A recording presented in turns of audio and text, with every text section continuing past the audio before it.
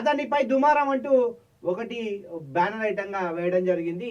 అయితే అదే దేశవ్యాప్తంగా కూడా, అంటే దేశవ్యాప్తంగా ప్రపంచవ్యాప్తంగా కూడా ఆదానిపై దుమారం లేపుతా ఉంది. అయితే ఆదానిపై దుమారం లేపుతా ఉంటే శీతాకాల సమావేశాలు పార్లమెంట్లో జరుగుతున్నాయి.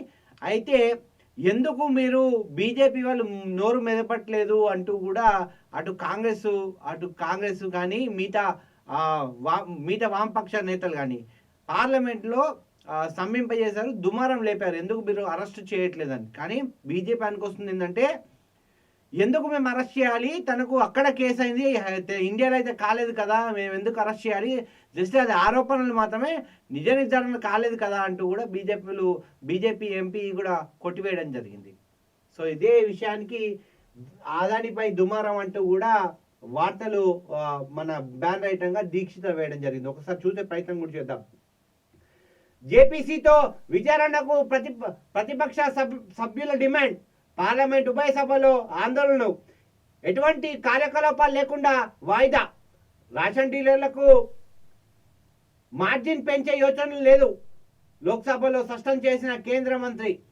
సో ఇది దానికి సంబంధించిన వార్త. ఆదానికి సంబంధించి వాస్తవానికి ఆదాని పెట్టుబడులు, ఆదాని అపర కుబేరుడు కావడం మాత్రం, అంటే చాలా మందికి కూడా ఏంటంటే మోడీ హస్తంతో ఆదాని నంబర్ 1 అయిండు అని చెప్పుకుంటున్నాను. ఎందుకంటే బిఫోర్ కరోనాకు తన షేర్స్ కానీ తనకు ఉండే వాల్యూ కానీ సెకండ్ నంబర్ 2 నంబర్ 3లో ఉండేవాడు.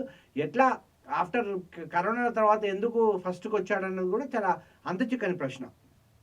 సో అది బీజేపీ హైకమాండ్ కూడా అది వాళ్ళకు కూడా తెలుసు. కాకపోతే ఇది వాస్తవం అనిపిస్తుంది ఒకవేళ నిజంగానే, ఎందుకంటే ప్రతి విషయంలో అటు ప్రధానమంత్రి మోడీ, అమిత్ షా, నడ్డా వీళ్ళందరూ మాట్లాడే వ్యక్తులు ఎందుకు ఆదానిపై నోరు మెదపట్లేదంటూ కూడా వాస్తవానికి ప్రజలు చర్చించుకుంటున్నారు.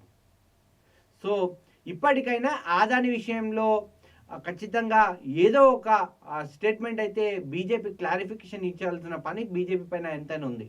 ఇప్పటికే ఒత్తిడిలోకి దిగిన బీజేపీ మరి ఈరోజు సమావేశంలో ఏం చేస్తుంది అనేది కూడా వేచి చూడాల్సిన అంశం.